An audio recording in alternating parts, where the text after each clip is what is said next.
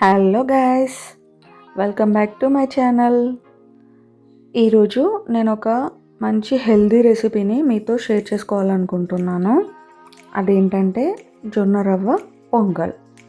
ఈ జొన్న రవ్వ అనేది చాలా హెల్త్ బెనిఫిట్స్ ఉన్న రెసిపీ అండి. దీనివల్ల ఏంటంటే వెయిట్ లాస్ అనేది ఈజీగా అవుతుంది. దెన్ షుగర్ అనేది కంట్రోల్లో ఉంటుంది అండ్ ఇందులో చాలా ప్రోటీన్ కంటెంట్ ఉంటుంది. సో ఈ రెసిపీని ఎలా తయారు చేసుకోవాలో నేను చెప్తాను. దీనికోసం ఒక గ్లాస్ జొన్న రవ్వను తీసుకుంటే ఒక హాఫ్ గ్లాస్ పెసరపప్పును తీసుకోవాలి. దెన్ ఈ రెండింటిని ఒక 10 to 12 అవర్స్ సోక్ చేసుకోవాలి.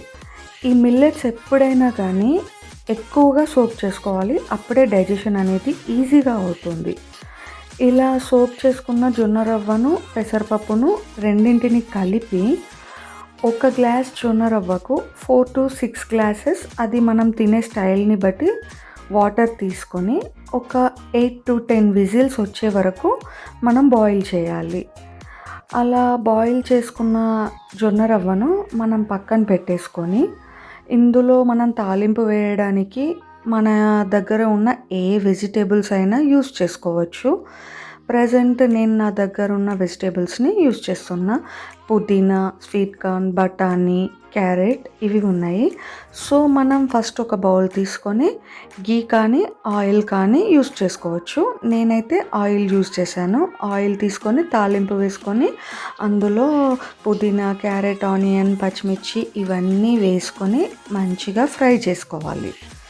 ఇవి ఫ్రై చేసుకున్న తర్వాత అందులో జొన్న రవ్వ ఉంటుంది కదండి, మనం ఇంతకుముందు బాయిల్ చేసింది, అది ఈ తాలింపులో వేసి ఒక 15 to 20 మినిట్స్ మనం మంచిగా మళ్ళీ బాయిల్ చేయాలి.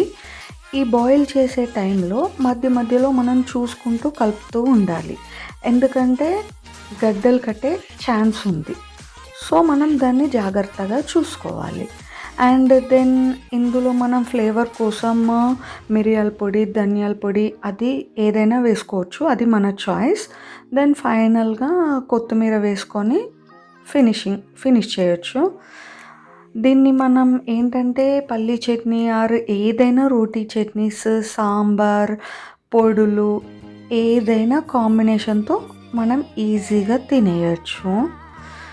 ఒకప్పుడు ఏంటంటే మన పెద్దవాళ్ళు ఈ జొన్న రవ్వను చాలా ఎక్కువగా యూజ్ చేసేవాళ్ళు. సో చాలా స్ట్రాంగ్గా ఉంటారు, అందుకే వాళ్ళు. ఈ జొన్న రవ్వ అనేది బోన్కి కూడా చాలా స్ట్రెంగ్త్ ఇస్తుందండి.